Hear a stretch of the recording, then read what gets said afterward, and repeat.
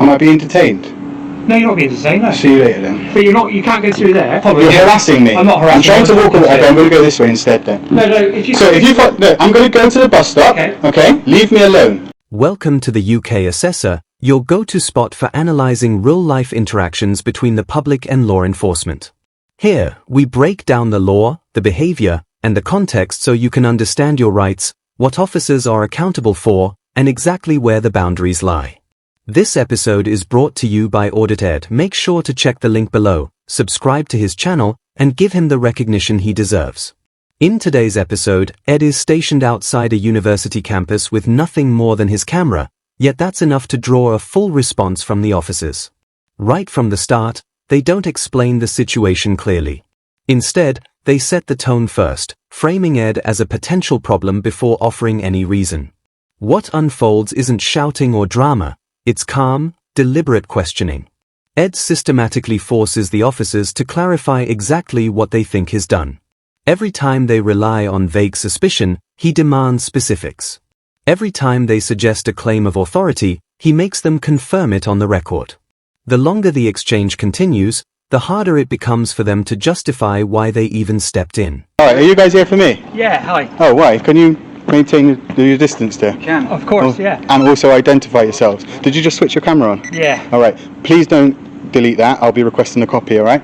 Also yours, please don't delete that. I'll be requesting a copy. Of course. Alright, can you identify yourselves, please, Can I officers? ask you first, sorry, what was your first name, my friend? I'm not at liberty to give you that. When you approach a member of the public, you identify yourself. That's your policy, so identify yourself. Okay. So my name is Simon Tops, Police Constable 693, Simon Tops, Avon, Somerset Police. And yours is? My colleague. 5512, Josh Burnell. Alright, and what crime have I committed, or do you suspect me of committing? Okay, what are you being so hostile? I'm not being hostile, I'm just asking you, because when the police approach me, Yeah. police come to deal with crimes, do they not? Not necessarily, no. What do they come to deal with? Civil matters? Well, we're here to prevent crime. So what crime do you suspect me of about to commit? Not suggesting you're committing a crime at all. So. Alright then. What was your first name, so I can talk to you on first name basis? No, it's fine, I'm not going to give you that. Okay. Are you filming at the moment? I am indeed, for my own protection. What's the purpose of you filming? My own purpose. Right. The officers approach Ed without any introduction or explanation, leaving him to ask them to identify themselves, a moment that already speaks volumes about how casually they stepped into the encounter. Rather than answering the straightforward question, "What offense do you suspect?" they shift immediately to labeling him as hostile. That word gets thrown around far too easily whenever someone simply asks the officers to clarify their actions. Requesting a reason for their intervention isn't aggression, it's holding them to the standard they are legally required to meet. If they truly believed a crime had occurred, they would have no trouble stating it clearly from the outset. Can I ask why you're here at the... Can I ask you a question? Am I being detained? No, you're not being detained, no. See you later then. But you can't go through there. I just asked the gentleman if I could go through and he Okay. said yeah. Chris? Did you not just tell me the way to the bus station? You did ask me where the bus are. And left at the machine and all the way down? I did say that. Yeah. Okay, can Okay. I just... No, you can't actually. Okay, well, whilst you're walking, I'll just make it quite Are you clear following for me? I'm not following You're you. harassing me. I'm not harassing I'm trying you, to I'm walk talking away. to Okay, you. I'm going to go this way instead then. No, if you... So no, I'm going to go to the bus stop. Okay. Leave me alone. All right? Okay, that's fine. If you make your way to the bus stop, that'd be great. You're not going to follow me. What? Which way are you going? Sorry? Which way are you going? Look, if you don't want me to follow... I'm just asking you which way you're going. I'm not here to call... I'm just asking you which way you're going. It doesn't matter which way I go, I can go whichever way I like. I'm not being... Alright, I'll wait for you to go then. I'm not being dictated to by you. Do you know your where oath? I go, alright? Do you know your oath? Yeah, I do. Can you say it to me? No, I'll start you I'm off. not going to say it to you. I'll start you off. I'm not here to justify my actions. No, to you're you. here to uphold the law. I am Have I upholding broken it? Not at the moment you haven't. So leave me alone. The officers tell Ed he's not being detained, so he does exactly what anyone in that position is allowed to do. He starts to leave. That's when the dynamic changes. Suddenly, they want to know where he's going and begin following him, treating freedom of movement as something theoretical rather than real. You can't have it both ways. Either someone's movement is restricted or it isn't. The interaction then shifts into ego. Ed calmly asks the officer to repeat his oath, not for show, but as a reminder of the professional standards he's sworn to uphold. The officer refuses, claiming he doesn't need to justify himself. That line alone reveals everything about the encounter. Policing isn't a private club where explanations are optional. Accountability is a core part of the job. It isn't consensual. That's fine. Policing by consent, leave me alone. Okay, off you go then. No, I will Have a go. nice day. I will go when I'm ready. Okay, that's Okay, cool. Have a nice day. I will. I'm actually having a lovely day. Okay. If you could make your way to the bus station, though, Why? that would be great. Why? Okay, that's fine. I'm not here. So why do you keep telling me what to do? I'm not telling you what to You do. are. You just said make your way to the bus station. You Like, said what you were right? making your way- Can I just ask you, what right do you have to tell me what to do when I haven't broken the law? Okay. You haven't got a right to tell me what to do when I haven't broken the law. So stop trying to bully me. I'm not trying to. Yes, bully you are. You're trying to find tell out- me what to do. I'm trying to find out why you're walking around a university Because with I'm a camera. I'll tell you why. Because I'm allowed to. Okay. Photography is But not a some crime. of this university is private premises. No, it's not. It Bro. is, Do you know? okay, Are you that's why you're wrong. are you familiar with Section 33 of the Criminal Justice Act 1972? No, I'm not. No, No, you're not not. But you particularly. should be. Okay. Because it's the law. Okay. Which says at the material time of operating, the public are allowed access, whether upon payment or not. To where? Anywhere that is open. This is a public space. These lines were painted by the council. The tone quietly turns into intimidation. Orders are barked as if authority alone makes them lawful. When that doesn't work, the fallback is "this is private property," as if saying it forcefully makes it true. Ed doesn't respond emotionally. He focuses on the rules. He asks the officer whether they are familiar with Section 33 of the Criminal Justice Act 1972, which protects public access to areas ordinarily open to everyone. The officer admits he isn't. That moment is critical. An officer enforcing boundaries they cannot legally define is acting on assumption, not law. Ed then points to the council road markings, clear signs that this is public land, not a space genuinely restricted to the public. It's a subtle but powerful reminder that legality, not confidence or tone, sets the limits of authority. I think you're mistaken. No, Part of this I'm not. university is private property. Can I just ask you There another is something? public access If I was to part say of the to you, university. if I was to say to you, I'm not going anywhere, what could you do? Sorry? If I was to say to you, I'm not going to leave now, what could you do? Well, I don't intend to do anything. You at the moment. couldn't do anything because I haven't broken the law. When those guys rang you and reported a crime, what you should have said to them, he's not breaking They the have law. reported a crime. What did they They do? reported a suspicious person filming at a suspicion- university campus. Is photography a crime? You're recording. You're Well, I recording. don't know. How- You guys, How let me do just I know you, that you're not filming for terrorist do you know? purposes? You see that on your uniform? Yep. That thin blue line thing. How That is do an utter disgrace. How do I know? You disgrace the country with that. How do I know that you're not filming for terrorist purposes? Sir, we go. For example? Sir, we go on what we do know, what we do, not what we don't. Well, not necessarily. No, That's again so- where you're wrong. Isn't Okay, It? so what reasonable suspicion do you have that I'm a terrorist, Well, sir? you're filming a university campus. So you're with a trying to get me camera. on Section 43. No, I'm not. So why'd you mention it then? Well, because I'm just explaining that you seem to think that I can only act when a crime's been reported. but No. You're more than willing to come up to me and ask me. Yeah. If you can articulate reasonable suspicion that I may be a terrorist, Well, you're walking around a university campus with a camera, and This is a uni. and you won't explain why. but I don't have to. Having security call him suspicious doesn't turn perfectly legal filming into a crime, it just shows someone didn't like how it looked. When Ed asks the simple, logical question, is recording itself illegal? They dodge it entirely because the truth is, it isn't. Instead, they escalate to, how do we know you're not filming for terrorist purposes? That isn't grounded in fact, it's speculation pushed to the extreme. Ed cuts through it calmly. Policing is based on evidence, not imagination. If the only action you can point to is someone holding a camera in public, you haven't identified a crime, you've exposed your own discomfort with being recorded. Well, then that gives me suspicion of what your activity is. So you think I'm a terrorist? You have reasonable suspicion that I am up to terrorist activities. I don't know why you're... I'm not engaged in any why are you hostile filming? reconnaissance because I can, as my rights allow me to. Is this not a free country? Yeah, but... So, and am I not allowed to own a camera? You are allowed to You're own a camera. filming. What's the difference between You're you allowed and to own a I? camera, and you're allowed to film. What's the and I'm difference not- between you and and... I'm not preventing you why, from doing that. But why I'm are you not accusing me of answering being the a camera. terrorist then? I'm not accusing you of being Well, why a are you saying I'm terrorist. suspicious? I'm just saying there are some concerns about your What concerns? nature of what you're filming What in Nancy concerns? University. What concerns? But then it gives me suspicion for why you're here with a camera. Suspicion is not a crime.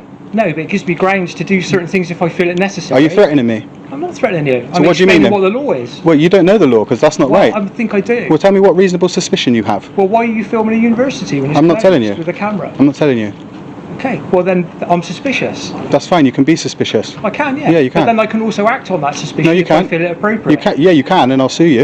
Okay, well, but that's my decision. Yeah, I know, and you'll lose your job. Well, I'm not doing that, am I? No, because you're scared But to. you're not helping our cause. I don't here, have are to you? help you. Ed finds himself repeating the same point because the officers act as if it hasn't been answered. Filming in a public space isn't illegal just because someone dislikes it.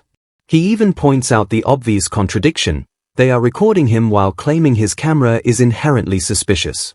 That hypocrisy matters. It highlights that the issue isn't the act of filming, but who is doing it. The tension rises when they claim, "My suspicions give me grounds to act." That's where it becomes dangerous. Suspicion isn't a free pass. It must be reasonable, specific, and tied to an actual offense. Without that, authority risks turning into arbitrary power. I don't have to help you, do I? You don't have to. No, I don't. Okay. Well, okay. I think we understand where we are. I know where I understand where I am. I know the understand law, where I you am. don't. You those gentlemen over there, the guys who called the police, whoever called the police, I suggest you go and speak to them about Section 5 of the Criminal Law Act 1967, making a false report, because that's wasting police time, which is actually a criminal offence. Okay. It's been nice talking to you. If you're heading towards the bus stop, then I'll go wherever I like. Have a lovely day. I'll go wherever I like. Well, you won't go wherever you like. I will, indeed. Because parts of this... I'll go anywhere that is university- publicly accessible, I will go. Yeah. Yeah? And no one will stop me. Yeah. Not those guys up there, not you guys But what either. you need to understand at the moment... I don't need to understand just say anything. that I know the we're law. clear Is, so do I. Yeah, no you don't. So do I, okay? You don't. You don't even This know is what Criminal Justice Section 33 of the Criminal Justice Act 1972 is. Do you know it? This is a You need private... to know the ins and outs. Of course you know. Of course, if you're gonna uphold the law, you have to know the ins and outs of the law. How can you tell me that you don't have to know the ins and outs of the law, but then you're here to uphold it? How does that make sense? Ed doesn't just defend himself, he flips the focus. He highlights that if anyone crossed a line, it's the person who filed the exaggerated report. Section 5 of the Criminal Law Act 1967 makes it an offense to knowingly give false information that wastes police time, yet the officers ignore this entirely. That's significant. They're quick to scrutinize him but pay no attention to the source of the complaint. When one officer claims, "You can't go wherever you like," that only works if they can define a lawful boundary. Ed makes it clear he's in a space open to the public. Rather than address that fact, an officer casually shrugs, saying you don't need to know all the details of the law. That's no small remark. It's an admission that authority is being exercised without understanding the very limits meant to govern it. You're even a Somerset Constabulary, innit? Okay. Absolute joke. It's been a pleasure talking to you. I haven't enjoyed myself, actually. You've ruined my day. So go away now, please. Parts of the university are private premises. There are public access routes. I won't go anywhere that is Okay. private. I haven't been anywhere that's private, and I will not go anywhere that's private. As you could probably understand from the way I speak, I know exactly what I'm doing, sir. I know the laws that surround what I'm doing. I don't appreciate you accusing me of being a terrorist. Well, What's your number I've again? not accused you of being a terrorist. I've explained. 693. You threatened No, I me. You haven't. said, "Oh, now I've got reason." I've not threatened mate, you listen, at all. the camera doesn't lie. I've not threatened you. The at all. camera What, doesn't you lie. can play your camera back. I will. I'll be playing it to your superior. I'm just explaining that if you're filming an empty university that's actually closed at the moment, the university is actually closed. All right, to the students. It's I'm not a closed, student. It's closed to staff. I'm not staff. So why are you here? I'm a member of the public, and I'm in a publicly accessible area.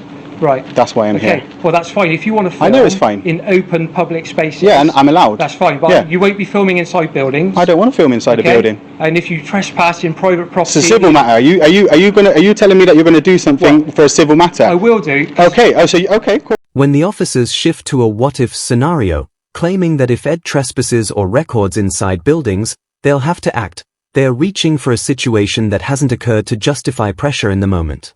In reality, trespass is usually a civil matter between a landowner and the person on the property, and it only becomes a police issue if specific aggravating factors exist.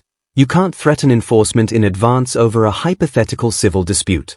Ed isn't inside any building, he hasn't bypassed security, and he isn't refusing a lawful direction linked to a clearly defined power.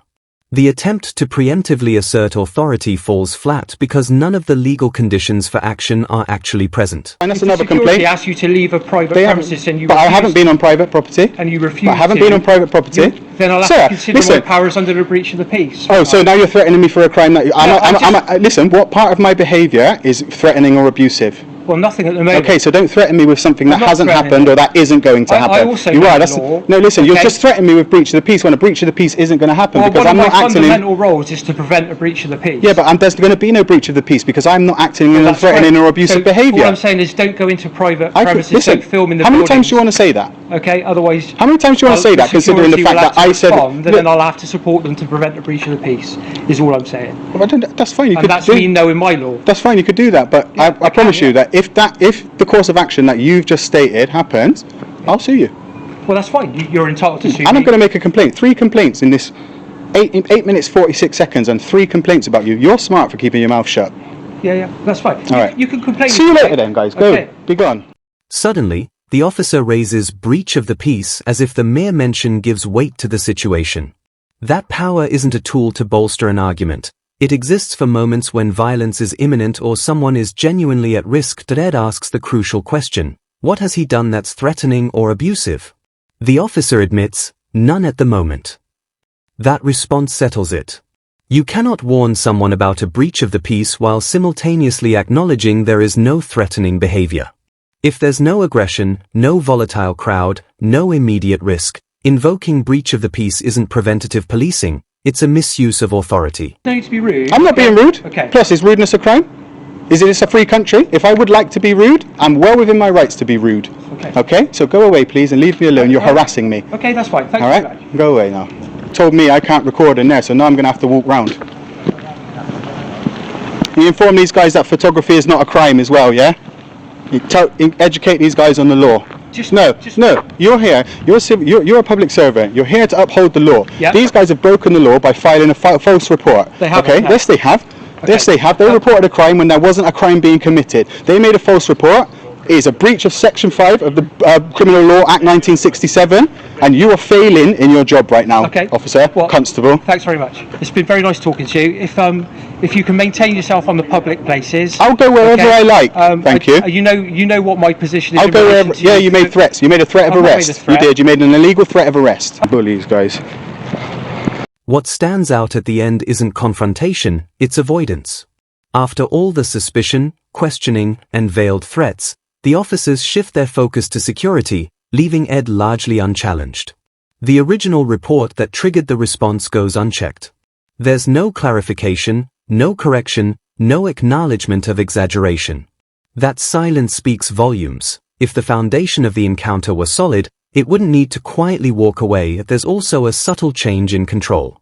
Early on, the officers set the pace. They approach, question, and frame Ed as a potential problem. By the end, that control has thinned. Ed hasn't been detained, searched, or formally warned. No offense has been clearly stated, no lawful boundary established. What remains is frustration, not from disorder, but from an encounter that never justified itself. When Ed walks away, it isn't retreat. It's a conscious choice to disengage from circular reasoning and empty authority. If you found this breakdown valuable, like, share, and subscribe to help keep this kind of accountability in the spotlight. I'm the UK Assessor, and we'll see you next time.